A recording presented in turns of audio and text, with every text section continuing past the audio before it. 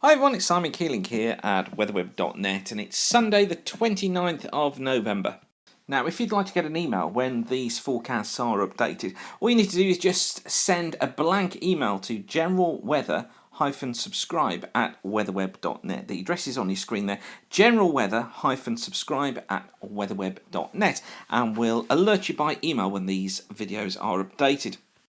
And I thought today, as we approach the end of November, it might be quite nice just to take a look at where we've been during the month so far, and also going to take a look at snow cover across the hemisphere too. But kicking off with this one first of all, this is the 500 millibar mean anomalies for the month of November so far, up to the 26th, and it shows higher than normal heights here across many central parts of Europe, lower than normal heights up towards the north of Scotland and the northwest of the UK, and the resultant west to southwesterly flow, which has been bringing us the strong winds and the unsettled conditions, and actually a remarkably similar flow during the course of this coming week. Notice the high here, this big ridge that there's been over the northeastern parts of the Pacific Ocean, and also the higher than normal heights across eastern parts of the states too, whilst to balance that out, a big trough here through central parts of Europe. Or I should say central parts of Russia, not Europe, Russia. Past GCSE geography, you know. Anyway, on to the temperature anomalies. This is how they've been so far this month, and generally globally coming in with an initial figure of around plus 0.557 degrees Celsius above normal. Now, this always underplays what the actual figures are, so it's showing another warm month.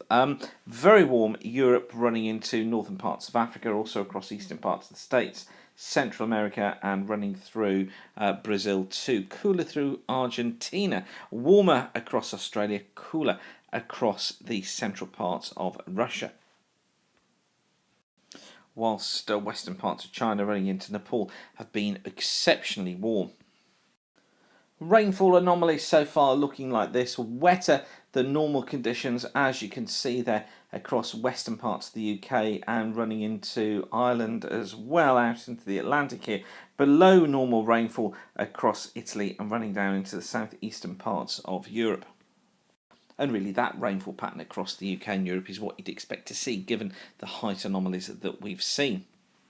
Now here's an interesting one. This is the temperature change over the oceans during this month, from the 1st of the month through to the 26th. And what it shows us is El Nino still strengthened during the course of the month, but that strengthening has slowed down considerably. So what we've got to watch now is for this to start to turn and to cool as we head into that lowering of El Nino next year and into La Nina, which is predicted into July or into August. Interesting as well to see this cooler water starting to get into the North Atlantic, and already cooler water in there as well at the moment, and it's got even cooler, which of course is what you'd expect as we head into the winter months. A warming here through the Bay of Biscay and into the Azores.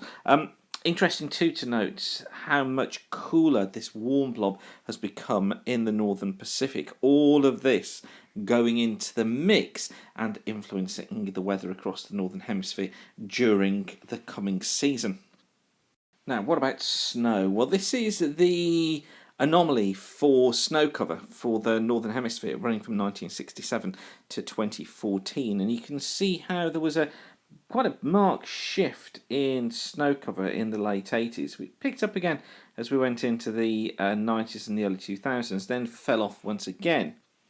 A similar pattern was repeated for the Eurasian area as well, where we started off with this amount of rainfall running through to the late 80s, then we drop off, we pick up a little bit and then flatten off and start to fall as we head into the 2000s.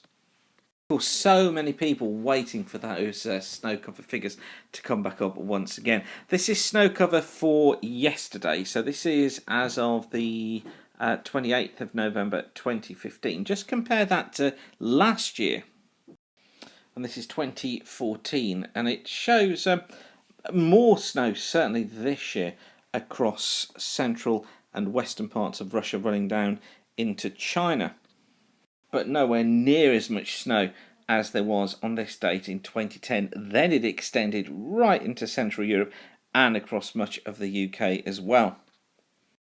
I know many of you would give anything to hark back to those days.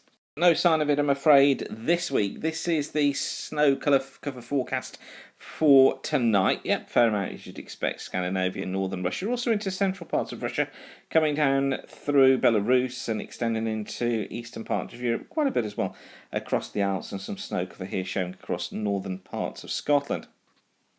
Week's time, as we get further into winter, what can we see? Well, snow's gone from Scotland, more snow building over Scandinavia. It's retreated back a little over the eastern parts of Europe, quite a bit across central parts of Russia though, but not the picture that snow geese amongst you would really want to see heading into the early stages of December. But there will be bits and pieces of snow around the UK during this week. It's going to be over the high ground of Scotland, basically. This is the predicted weather for Sunday afternoon, showing snow falling across the hills of Scotland, perhaps a little bit across the tops of the Pennines and the tops of the hills in Northern Ireland. The next time we see snow is forecast to be during the early hours of Monday morning again, still across the Highlands there and over parts of the Grampians. Wednesday, well, this is Wednesday morning, may see a little bit again, tops of the Scottish hills. A bit Thursday, again, over the tops of the mountains. And then we've got to wait until next weekend. This is late Saturday night.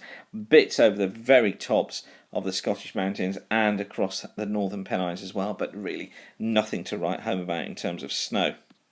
Despite the temperature fall that we'll see later in the week, this is the forecast graph for Manchester. The red line is the one we're interested in. There's maximum temperature. Look how it falls off during the latter stage of the week, but still well above freezing, so it doesn't look as if there's any sign of winter ahead through this week. Still, we'll keep on watching, and it's still the final 3rd of December that looks most promising. But of course, we'll keep you updated here throughout at weatherweb.net. But for now, whatever you're doing, thanks again for watching. Keep the sun shining, and bye for now.